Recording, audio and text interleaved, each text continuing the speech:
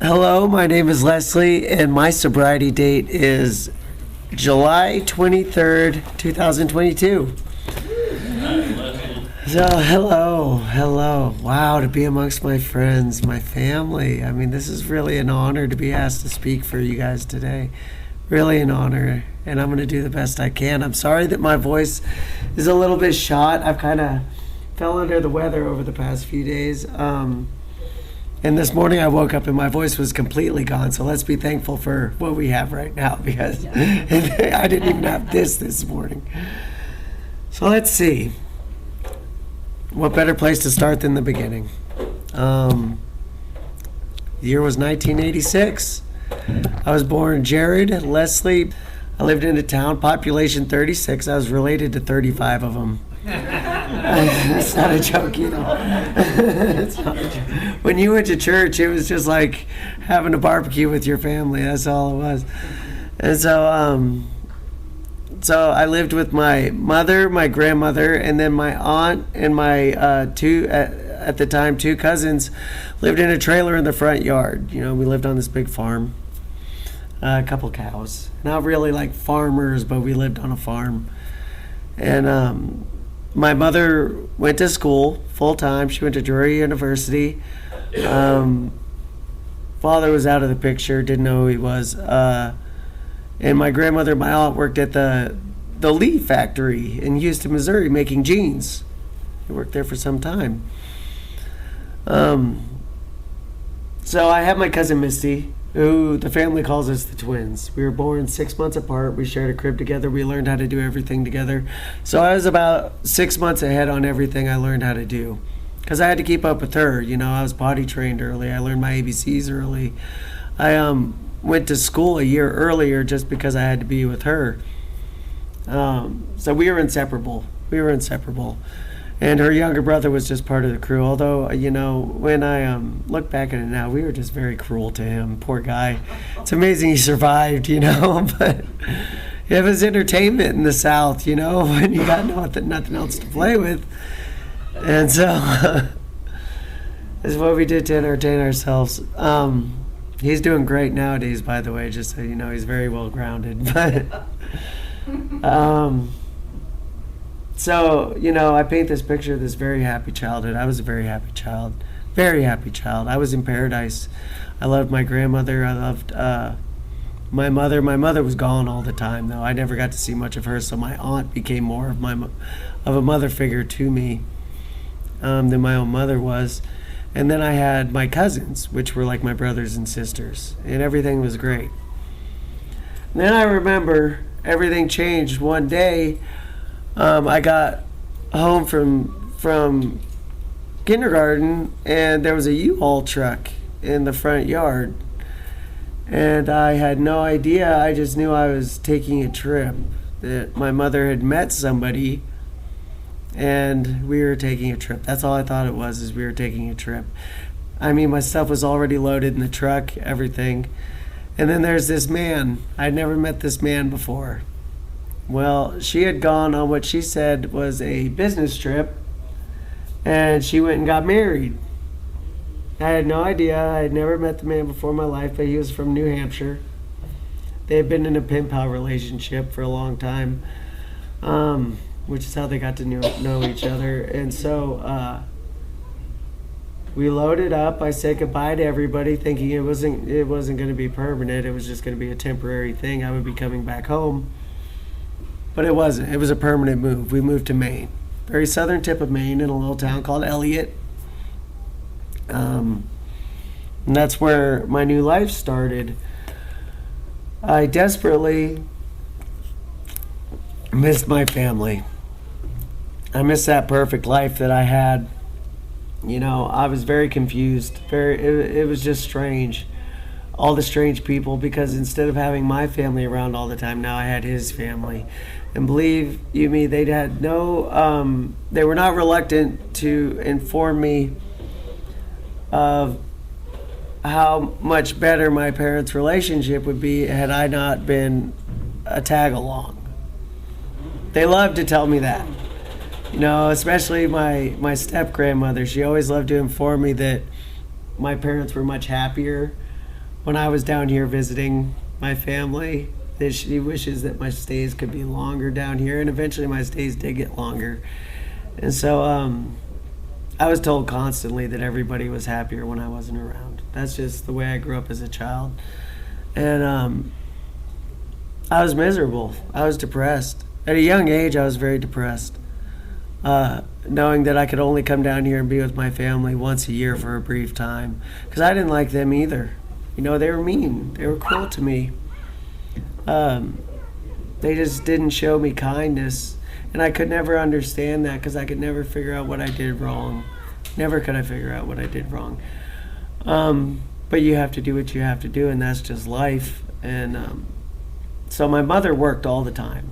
She was gone all the time. My stepfather would have a part-time job in spurts, you know. So I would have to deal with him a lot, but a lot of the time he spent with his mother. He was a mama's boy, so he spent it with his mother. So from a very young age, I was getting myself up for school. I was making my own breakfast. I was doing my own homework. I was putting myself to bed. You know, I was making my own dinner. I was doing all these things. I became accountable at a very young age, which, you know, I am grateful for that. It made me a very independent person. But again, it was very, very lonely. The kids at school didn't like me because I was from Missouri. I was a, you know, country boy. I had an accent. My last name was Brown. You know, I just didn't fit in. And that was the problem. I didn't fit in. I could never fit in. So I remember being 7 years old, and we lived in a trailer park. It's a very ritzy area that I grew up in. Most people's parents worked at the Naval Shipyard, the Portsmouth Naval Shipyard, which is one of the biggest shipyards in the country. And my mom worked at a bank, and my dad had a part-time job as a mechanic. So we lived in the trailer park, the one trailer park in town. And I remember climbing up to the roof after school just because I was done. I couldn't do it anymore. I couldn't sleep. I was so miserable. I was so alone. I had no one to talk to. If I wasn't at school, you never heard me speak one word. Not one word. And I remember climbing up to the roof and looking down the roof line and just very matter-of-factly saying, I'm done. I don't want to do this anymore. And I flew my arms out and I fell off the roof. I tried to commit suicide at 7 years old. So at a very young age, I knew that I did not want to be a part of this world. That this was not the world for me. That this was some nightmare that, you know, maybe somehow I could jolt myself into waking up from. It failed. It just hurt. It got the wind knocked out of me. And so it just, the roof looked a lot higher when I was 7 years old, you know? It did. So I continued on.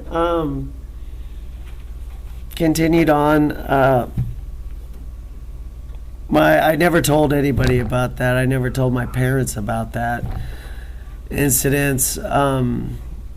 So as time went on, my stepdad became very aggressive and very strange. You know, he started to notice certain traits about me, the way I ran, the way I talked, the way I acted, the kind of things I was interested in.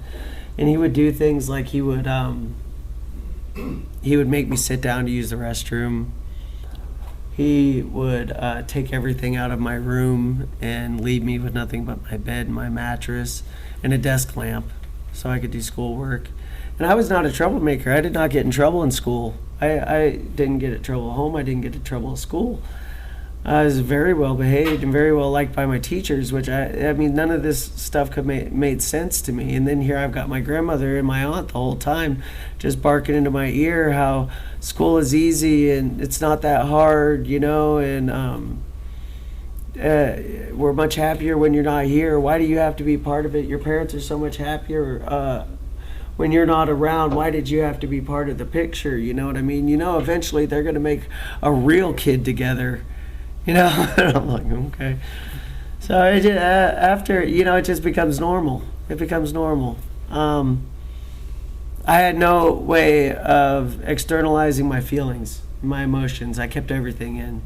I never really had any friends. That was one thing that was hard to do. I would try and have friends, and I would maybe have like one good friend, and I would make sure that I was at their house all the time. Home life was not good. I didn't want to be home.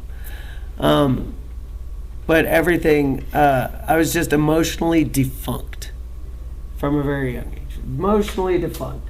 Didn't know how to handle my emotions, didn't know how to control my emotions. So my coping skills were off.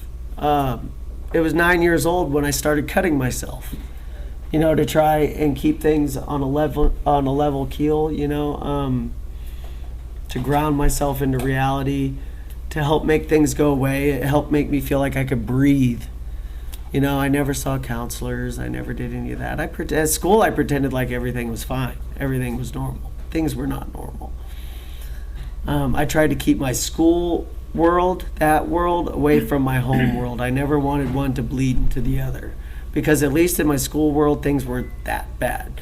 And then, things did get worse. I remember going into junior high school. It was the year before that, springtime, 5th grade, and I was on the school bus, and I remember the first time somebody ever called me a faggot. It was like kids finally got old enough to where they felt the maturity to use language like that. And it was because of the way I spoke and the way I looked at my fingernails, So, I was confused by it, really. I didn't know what I was. I was 10 years old, 11 years old, and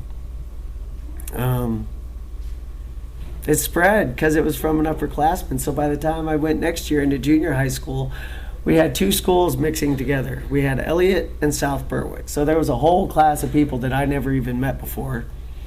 And now they're my fellow peers. And that stuck. I mean, people really got in on that. I remember having my best friend that I had since elementary school. I mean, we were inseparable. And next thing you know, he's not talking to me. He doesn't want to talk to me at all. He doesn't want to be associated with me. Doesn't even want to look at me. And finally he told me it was because he was being made fun of because people were calling him my boyfriend. You know what I mean? So this upset me greatly. And things that were lonely before got even lonelier, and having to deal with that at school, being bullied. Kids can be very, very cruel, and I know what it's like to be at the butt end of that. And things at home were even worse because though Ben never used the word faggot, he used every word every word you could use to dance around that word, you know what I mean? And I could hear my parents arguing about it all the time. It was a small trailer. I'm not going to take your little fairy to the hardware store because he's not going to want to be there anymore, Denise. You know what I mean? This kind of stuff. And so I always kept journals. That was one way I was able to release, is I kept journals from the time I was in kindergarten. I always wrote down my thoughts. Every day I was in my journal. At home today, I've got boxes full of my journals. And Ben was so snoopy, he wouldn't let me talk on the phone without listening in, so I couldn't talk on the phone to my family. And if I did and I said anything bad about him, I was being punished for it, all this different stuff. So I would write my things in my journal, and I kept it in my room. And I got home from school one day, and there's my journal sitting right there on the kitchen island, and my heart sank. My heart sank. I thought, oh my goodness, I knew I didn't have anything terrible in there, but at the same time, that was my private life. And he called me into his office. I go into his office, and he said, sit down. I want to show you something, and I want you to take this very seriously because this is exactly where you're going if you don't straighten out. You see, he had read in there how this loss of my friend, I guess I did feel more for this friend, but it was confusing. I was young, and it sounded more like a breakup than a loss of a friend. It broke my heart. It really did. And he had read into that, and he put on a videotape. He said, this is exactly where we're going to send you. And it was a Christian camp, or a religious camp, where parents would send their kids who were gay or thinking about being gay or anything, and they were shocking these kids with photographs. They were shocking them. They were cutting their hair off, isolating them in rooms for months on end. They were doing these horrific things to these children, and this was an indefinite camp. You went there until you were fixed, and that was it. So I tell you all of this because I want to set the stage. This is a point in my life where all of the bits and pieces of my future were together, stacked in a bonfire. Everything. This is where it was. I was a young child, 12 years old, and I had nowhere to run to. I had no one to lean on. I hated myself. I didn't know what to do. I didn't want to be part of this world anymore. So I was a perfect subject for something like alcohol. I was desperate, begging for some ounce of relief. And I found that in alcohol 2 weeks after I saw that video. I was at a friend's house. I was a sports thing, and they were doing an overnight thing, and I was invited. And I remember going down to the basement, and there were these kids, and they had a big bottle, and they were pouring shots, and they said, "Hey, you want a shot?" And by this point, everybody called me Leslie because there were 4 other kids in my class named Jared. So I didn't want to be the other Jared, and so everybody called me by my middle name. And I said, sure, and believe it or not, I thought the scotch would taste like butterscotch.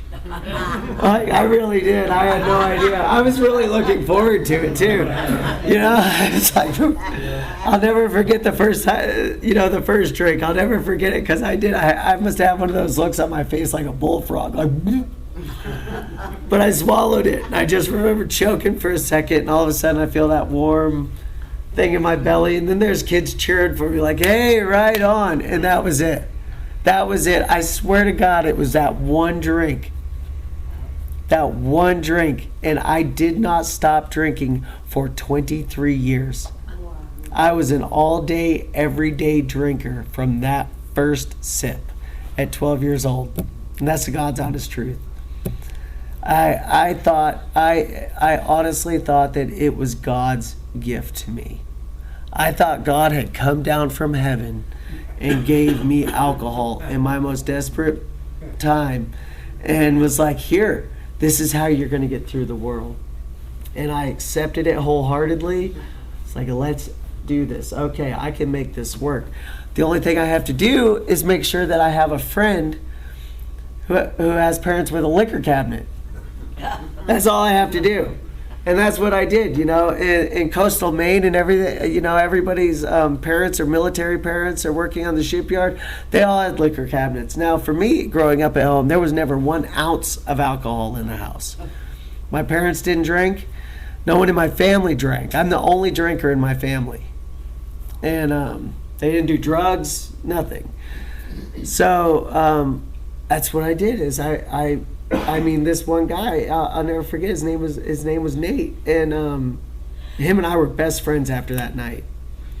And I would make sure every weekend that I would have a sleepover at his house. I would wait for him to fall asleep, and I would go and I would fill up 2 sports water bottles with liquor out of his parents' cabinet. So they had a big cabinet, and one water bottle was for home, and 1 water bottle was for school. And that's how it was. I never liked to be drunk. I never did like to be drunk. I liked to get to a level of comfort where I could take the blows at school that I was getting, and I could manage home. That's how I did it for years. That's how I did it. I remember in 8th grade, I accidentally got caught because I had my liquor bottle at school. I always kept it in my locker, and that year we had locker mates, and so I guess my locker mate was thirsty while I was in class and grabbed the water bottle and took a drink of it, and next thing you know, the whole hallway smells like liquor because he spit it across the room. And so it got traced back to my locker, but I got in trouble. And I remember when they contacted my parents, my mother was just in disbelief. And Ben's like, I always knew he's a little alcoholic. This is 8th grade, So he's calling me an alcoholic. He's calling me an alcoholic and a fag at the same time. This man was just, I couldn't get away from him. It was bad. And anyways, that ended up, I was in trouble for a while, but at that point I'd made a couple other friends at school where I was able to just get my liquor at school. I had played sports, and that's usually where I got my liquor from, since I wasn't allowed to go out or over at anybody's house for a while. Then I made it to high school, and I was always a very gifted lacrosse player. I was a very gifted sports athlete, and I made the varsity lacrosse team as a freshman, and that came with mingling with upperclassmen, and they liked to bring me to parties because I was a freshman, but I could handle my liquor better than most of them. While they're out puking and passing out, I was actually able, and I'm not saying this because I'm proud of it, but this is just goes to show you how bad my problem was. This was a serious problem. I'm in high school and I get withdrawal if I don't drink in the morning. And so I made sure I always drank fast in the morning, and I drank gradually throughout the day. So it became very easy to get alcohol then because I had friends who could drive, and then I just stole it from grocery stores. It was in every grocery store, and I had a wine phase. I would sit there. I always got very good grades in school. I always did all my schoolwork. I never got in trouble. I would sit in my room at home, and I had my door back here, and I had my chair right here, and I would sit in my chair and do my homework, and I'd have a bottle of wine right there, and I would drink a bottle of wine while I did my homework. Alcohol just went with everything that I did. Everything that I did. I didn't do anything without alcohol. In fact, it wasn't until 35 that I even brushed my teeth without being under the influence of alcohol. I learned how to do everything. Every aspect of my life was under the influence. Every aspect of my life. If you had met me between the ages of 12 and 35, you'd met me intoxicated. And that's a sad thing to say. It really is. I didn't know how to make a friend and when I got sober. Had no idea. So we get to high school. I'm doing all the extracurricular activities because I did not want to be at home. I did not like home. Home was very bad. Ben had already tried to disown me. He legally adopted me when I was 11 years old, and my last name turned to Davis. And then at 15 years old, he's wanting to disown me, not because I drank, but because I was gay. He legally didn't want me to carry his last name. So, my friends, I was using them. I was using them for booze, and I was using them to make myself feel better and using them to get out of my home. Did I like them? Not really. Not usually. I tolerated them, but I was using them. These are all people I was using to get out of my life and my situation. So it was very lonely. I had developed a relationship with alcohol that was emotional, physical, personal. It was everything. I've never had a relationship with anybody like I had with alcohol. It was everything I needed. It kept me company, it kept me warm, it made everything go away. It made me feel better about myself. It made life bearable, is what it did. And I had accepted this. I had accepted the fact, I knew what an alcoholic was. I had accepted the fact that I was probably going to need alcohol for the rest of my life. Wholeheartedly accepted it. To me, it was like, okay, whatever, that's just how I was born. I'm like a diabetic who's going to need insulin the rest of my life. It's okay. I can manage around it. Look at me doing great so far. I got a scholarship into an Ivy League college. I'm in all the plays and all the musicals. I have a clean driving record. I don't have any trouble with the law. I've got great grades, so what's the problem? There wasn't really a problem back then. I mean, besides the fact that I was an emotional wreck, I was suicidal. Alcohol was the only thing keeping me on this planet, So I knew that I was an alcoholic, but there's two parts to that first step. You may admit you're powerless, but my life was not yet unmanageable. Internally it was unmanageable, but externally, on paper, I was fine. I was doing just fine. So I get to college, and it was a fresh start. It was free. People didn't care that I was gay. That was great. I was able to come out. I still resented myself for it. I hated myself for it. I didn't want to be gay. It was hard. I didn't want to. And it wasn't until years later that I finally was just like, you know what? It wasn't, I just, you can't fight it anymore. And college was rough though, because 2 weeks after high school, my best friend in the world, and he knew that I was gay, because I had denied it forever, throughout high school. I just would get a token girlfriend for like 3-4 weeks and then dump them like that. And it was usually when they wanted to start to be intimate. I just couldn't do it. I couldn't do it. And but he knew I was gay, and I had such a friendship with this guy. He was straight, but I liked him. We were best friends. We did everything together, and he got me connected with other kids who now wanted to be my friend because I was his friend. He vouched for me. And so now I have a group of friends my senior year of high school. 2 weeks after high school graduation, I'm going to a party at this kid's house. And I called his house. His brother answered the phone. I was like, well, where's Jeremy? He said, well, he's out longboarding. We used to ride those long skateboards, bombing hills. It's like surfing on the pavement if you've never. It's fun, it's dangerous, but he said he was out riding the longboards, where he lived in a housing community where I knew exactly where he'd be. I couldn't miss him, and so I always kept my longboard in my car.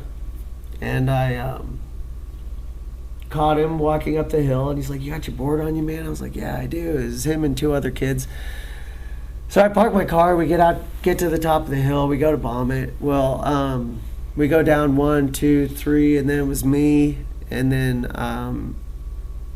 it was a street that went down and just T-boned and went like that. So you had to make a pretty sharp turn at the bottom. Well, I did not make the turn. I fell. I wrecked. I was in the ditch. And I get up, and there he is. He went after me. He's laying in the ditch. Only difference between me and him is that I got up. He did not. He did not get up. And I rubbed on his sternum. I shouted at him.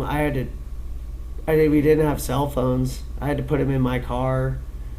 By the time I got him in my car, I'd seen that he had, avoided his bowels, and he just kept making this snoring noise about every 30 seconds, and I'm trying to drive him to his brother's house because that was the only thing I knew to do.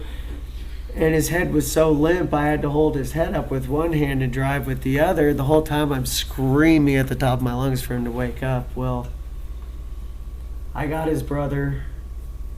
He got in the car and was in the back seat, stabilizing his neck, and I decided it was too long of a drive to the hospital, so I just drove him to the police department down the road. They took him to the hospital. Well, they had to pull the plug on him later that night. He was internal decapitation. And I went off the deep end. That was bad. I don't think I smiled for 2 years after that. I went from being a drinker and a casual drug user to put it in front of me and I want more. of everything, anything. My goal every day was to get black out, no dreams. Didn't want dreams. That was the worst thing. It was like that for a long time. I went to college. I got all right grades in college. I've got this great opportunity. I've got this lacrosse scholarship, great school. But I waking up every morning and drinking a water bottle full of vodka, going to class drunk. Just drunk all the time. Drunk. I used to get up at 4 o'clock in the morning. I would stay up until 4 o'clock in the morning on the party nights, go around the whole campus and pick beer cans and beer bottles out of all the trash cans. Because we had a grocery store right down the road where we could cash them in. They had these machines that looked like big Coke machines. You could stick your can in there, 5 cents a can, and I would make $80-$90. And that was all the money I needed to get drunk for the whole week, That was a great deal. And so it got beyond the drinking though, and there wasn't much drug use in college because I really didn't want to get kicked out. The college had a pretty lenient alcohol stance. So, but I became very suicidal.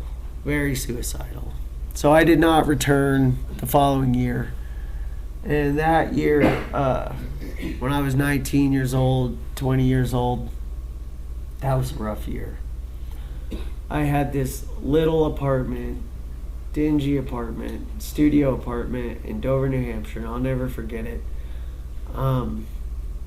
It was the kind of apartment that the heater didn't work, so I would have to open my stove and use my stove to heat myself with. It gets very cold in the winter times up there. Hell, it gets cold in the spring and the fall up there. And so I would drink my face off. I had a neighbor who her thing was smoking crack, so I would do that with her because I didn't care. I was the kind of person, you put it in front of my face, I'm going to snort it and ask you what it was later. Snort it, smoke it, inject it, everything. But I can't say this. I am an alcoholic. See, I've never stolen for drugs. I've never lied for drugs. I've never sold my body for drugs. But I have stolen for alcohol. I have lied and conned for alcohol. I have prostituted my body for alcohol. I am an alcoholic. And things ended in Dover, New Hampshire. I had finally gotten done with everything, and again, there were no tears. It was simple matter of fact. I don't want to be a part of this world. This is it. My life is over. If this is the way life is going to be for the rest of my life, I just choose not to do it anymore. Because there's no hope. There's no hope for anything better for me. Things just keep getting worse and worse. So I took a knife and I ran it down my wrist 3 times. And luckily, my neighbor was returning a cooking pot, and she saw me through my front window by the stairs. I just had a mattress on the floor, and she saw me, and I guess she knocked down the door, called 911, and she was able to get, she ripped up a pillowcase and wrapped it around my arm as a tourniquet, which the doctor said probably saved my life. But I spent a little over 3 months in the New Hampshire State Hospital in Concord, New Hampshire. And that did nothing but keep me safe. They kept me heavily medicated. They were giving me so many psychotropic drugs and everything like that. I wasn't drinking, but I was so doped up. I don't remember much of my stay there. I remember it being very depressing. I remember hearing people cry all the time. And I was one of those people. I just had become numb. Just numb to life. Numb to everything. Just numb. And that was better than feeling everything. It was so much better than feeling everything. It was almost like a comfortably numb of bliss, And when I left there, when I got out, it was 3 days before Christmas. my family didn't want anything to do with me at this point because I was so far gone. I do remember getting back into my apartment, and there was a new mattress on the floor, and that about killed me. That about killed me, because that meant that my mother had come into my apartment and seen the mattress, because I remember bits and pieces of when the paramedics took me out of my apartment, and that mattress was soaked in blood.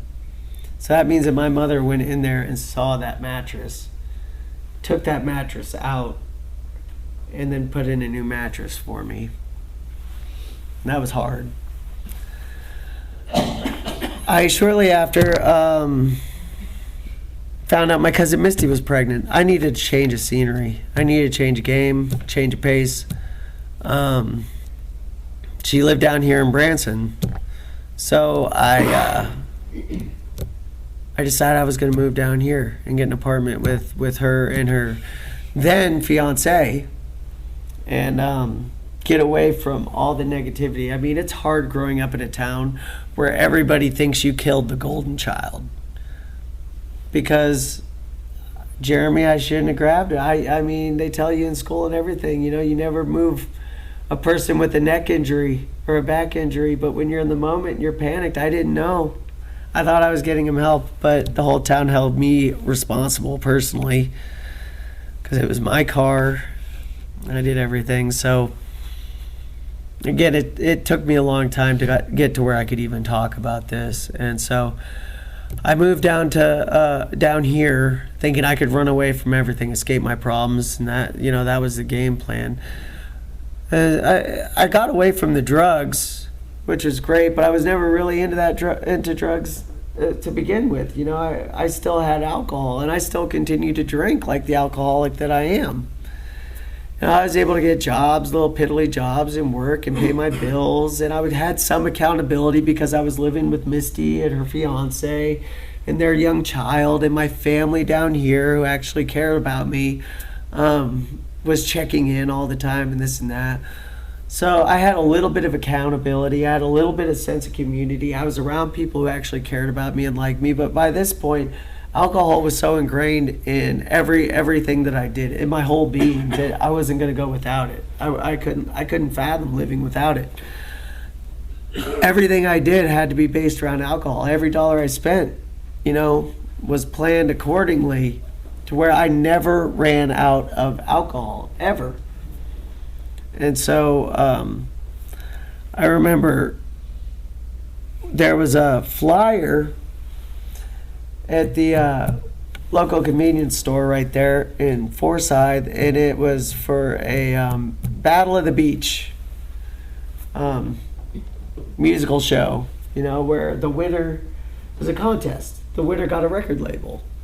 Well, I played music all up and down New England with my band Grass, and so Misty's like, oh, you should sign up for this. You could totally do it, And I was like, oh, man, I'm trying to get my head on straight, I just got out of the mental hospital. I don't know what I'm doing. She's like, well, I'm going to sign you up. So she did, and I got a phone call, and so now I was committed, so I had to do it. And I show up, but I swear to you, there's a band right in front of me, right before I get on, and they're playing Freebird, five-piece band playing Freebird note for note. And I'm just sitting in my car laughing, drinking my Keystone Tall Boys, That's what I needed before any show, is I had to be halfway cocked. And so I'm sitting there watching them finish, like, this is going to be fun. So I get up on stage and I play some of my originals. I had the harmonica, the foot pedal, play my acoustic. And after my set, I packed up my stuff and I was getting ready to leave. Well, the guy who put on the competition, he was the owner of Falcon Flight Records, and he congratulated me. I had actually won the competition. And so that's how I got a record label when I was in my early 20s. And it sounds great, and it was a lot of fun. You know what I mean? But it was short-lived because, my manager also had a problem. He had a problem with painkillers. And it wasn't long before I'm shooting up Oxycontins. and drinking, because I never went without my alcohol. Just assumed that everything that I did after the age of 12, I was drunk.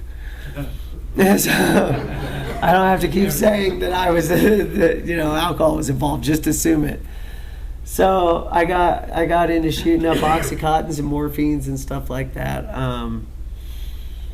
And see, I was allowed to be able to do all of these different hardcore drugs and set them right back down, because that's what alcohol did. I never had to come down or deal with the withdrawals because I always had alcohol. I just stayed drunk. So I never dealt with the consequences of doing all of these hard drugs, So that lasted 2 years until my contract was up.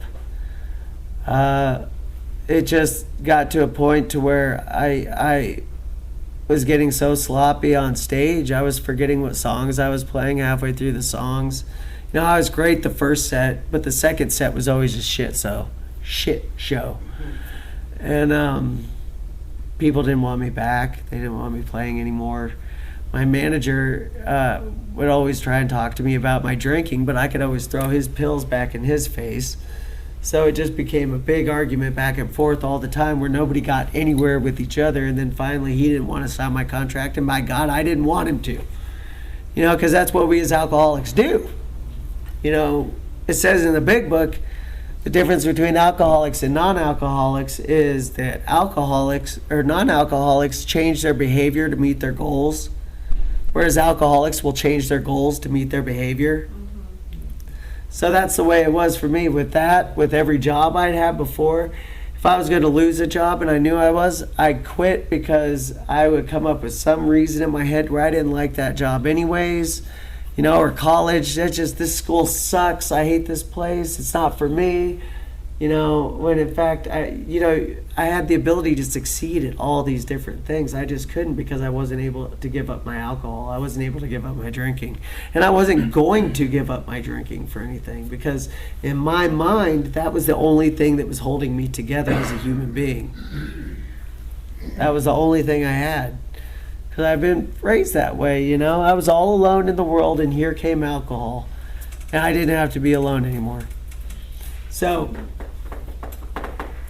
years go on, several failed jobs, getting kicked out of apartments, just family gone. They had all given up on me. Friends, been through friends. I would get friends and then screw it all up with them, and then have to move, and then get those friends, screw it all up with them, do it all over again. It's just a never-ending cycle, and then I was about 30 years old, and that's when the health issues came into play.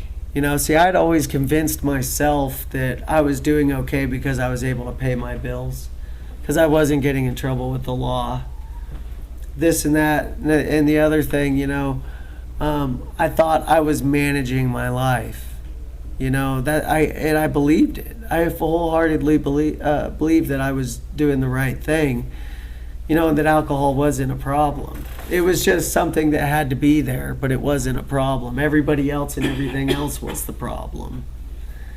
So I start to have these pancreatic issues. And it was strictly because of drinking. And you can die from pancreatitis one time. Well, between the ages of 30 and 35, I was diagnosed and hospitalized with it 43 times. And it's painful. I would even, if I knew I was going to be out of booze or money for the next couple of days, I would eat the nastiest, greasiest thing that I could think of, give myself pancreatitis, because I knew they were going to give me 2 milligrams of Dilaudid every 2 hours in the hospital for the next 2 weeks. It was that bad. It's sick. It could kill me, but I thought I was being smart. You know how alcohol does that? Makes you think you're smart, right? So doctors are getting ready to put me on home hospice. I found out, this is after I had been sober for a little bit, found out that my mother was actually at this time seeing how much it would cost to bury me, because my life was over, and I remember sitting in my apartment and having one of those moments where it's just like, because I knew it was over. One way or the other, I couldn't live without alcohol because I wanted to kill myself. I couldn't do it. and I couldn't live with alcohol because it was going to kill me physically. So, I mean, it's a complete, mind freak when the thing that you thought was keeping you alive this whole time is the thing that's actually now trying to kill you. So I had an epiphany, and it was, I saw myself in 10 years, another 10 years, because I knew that alcohol wasn't going to kill me, or I knew that God wasn't going to let me die. Let me put it that way. I knew that God wasn't going to let me die as a punishment. He knew, after several suicide attempts, everything, he knew that I wasn't afraid of death. I was trying to kill myself. And his punishment for me was going to be living forever. And the shit and piss and squalor that I had created for myself, this horrible existence of a human being. And so I saw myself in 10 years, this nasty, filthy, just dirty, lonely, sad, miserable, just waste of life, waste of something. I saw myself that way, and I was like, that's exactly what's going to happen to me. And so my first thought was, well, I'm going to end it now. I'm going to hop in the shower with a knife and we're going to get this over with, because I'm not going to die a pancreatic death. Doctors were giving me 8 months to live. I thought, I need to at least say I tried something. So that night I called my aunt. She's an overnight RN. And I called her, and she actually answered the phone at work. She never does that. And I said, she's the only person in my family who had a shred of hope for me. She said, what's up? And I said, well, I think I need help. She goes, oh my God, really? She jumped on that. And she's like, really? You tell me where, when, how much, everything. We'll do it. And I was like, okay. So I remember the Simmering Center because I had gone there. My manager made me come here back in like 2010. And I did 3 days. It was back when it was a rehab. 3 days, just enough to dry out, straighten out, and convince him that I had changed my ways. And so that was the only, I thought it was still a rehab when I called him. So I got a hold of them. They didn't have a bed available. I said to keep calling back. So the whole time, for 4 days, I called these people back every single day to see if they had a bed. I didn't slow my drinking down because I couldn't slow my drinking down. So I was still drinking the whole time, and till finally they had a bed ready. It was 9 o'clock in the morning. I'd already gone to the store and picked up my booze for the day. So it's like, well, I've got my booze. I'm going to hold off. I told the Simmering that I couldn't get a ride there until 4 o'clock. I told my aunt that they weren't ready for me until 4 o'clock so I could finish drinking all of my booze. You know what I mean? Go in there nice half-cocked, which is amazing. They didn't breathalyze me when I went in because they would have made me do a medical detox. And I don't know. But I remember getting into the Simmering, and it was exciting because I didn't know what to expect. I was so scared. I was terrified that I was going to try and kill myself. That's what I was afraid of, that I was going to commit suicide in sobriety, because I thought that alcohol was the only thing worth living for. And I was going to give it 2 weeks. 2 weeks is all I was going to give it. And then I tried, it's over. Time to, I was at the end of my rope. I was going to kill myself. And then something happened. And people don't believe me when I tell them this, but it really happened within the first 2 days of being at that Simmering. I was in such a fog. I was in such a haze from not having had any alcohol or any substance to substitute the alcohol. A clear head seemed foggy. You know what I mean? It's just I don't remember much, but I remember I went to the classes. They had classes all day of every day then, and I had to go because I couldn't spend 1 minute inside my own head. I had to go simply because out of distraction. I went to every single thing. I could not. I was terrified. Even at night, I couldn't sleep, and I had to go and talk to the tech's ears off and everything because I couldn't be by myself. I couldn't be alone with this, you know. And the second night, I met a girl, and she chaired a meeting up here. And I remember the leader of the Simmering, the head girl at the office, said, well, I think he's ready to go to a meeting if you want to take him. And she said, oh, absolutely, okay. And I'm just like, all right, meeting where? She said, Alcoholics Anonymous. And I thought, oh, here it comes. Didn't know what to expect. I get to the meeting. I didn't even have shakes at this point in my life. I had full-blown spasms. I mean, I couldn't button a shirt. I couldn't control my hands. I couldn't do anything. And I'm at the meeting just shaking, didn't know what to say. All I know is I'm crying. And I'm crying not because of anything to anybody. I'm crying just because I'm being. I don't know. It's an emotional thing. But it was so nice being in a room with other people who I could see were normal and flat. And not up, not down, but right there in the sweet spot. And had been doing it a while. And they had if I could live off of that piece, just a little bit for 1 hour a day, then I'm going to do it. Because that's 1 hour out of my day that I'm not focused on what's going on in my head. I'm focusing on other stuff. And so for that hour a day, I found peace. And that's what I did. I kept coming every single day. I would get excited for that 1 hour of peace. And then all of a sudden, I'm starting to make friends. And all of a sudden, what people are saying is really starting to sink in because I'm able to hear it. Things are starting to get a little bit clearer.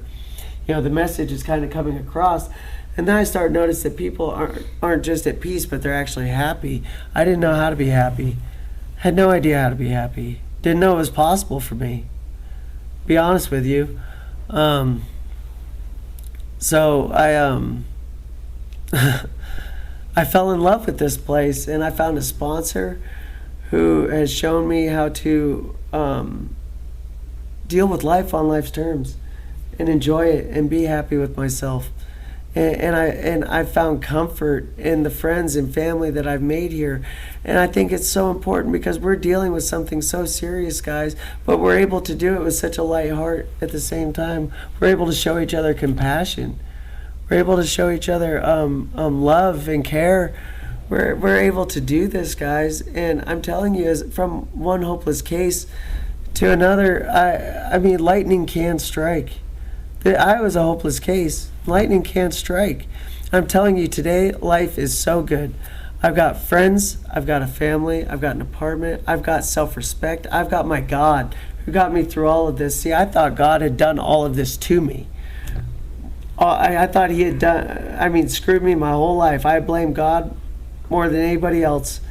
And that's the biggest thing I got out of this program, was a God that now I know has done nothing but be there for me my entire life and continues to be there for me.